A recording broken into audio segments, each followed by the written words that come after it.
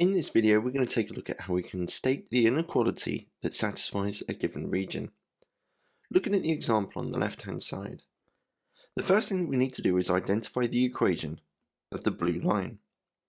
In a previous video that I'll link here, we were able to identify that this is x is equal to 3. Any point along this line has the x-coordinate of 3. Now if I was to choose a point to the left of the line, like this point here, the coordinate of this point is 2, -3.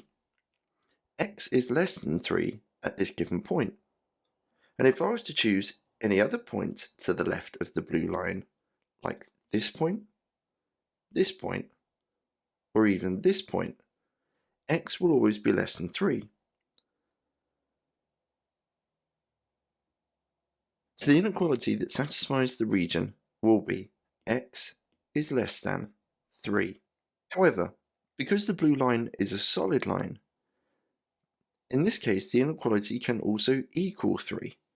So the correct answer is x is less than or equal to 3. If it had been a dotted line, it would have been simply less than 3. Pause the video here and have a go at the question on the right hand side. When you're ready for the answer, press play. So as we did with the previous example, the first thing I need to do is state the equation of the blue line. In this case, y is equal to 3. Any point along the dotted line, the y-coordinate will always be 3.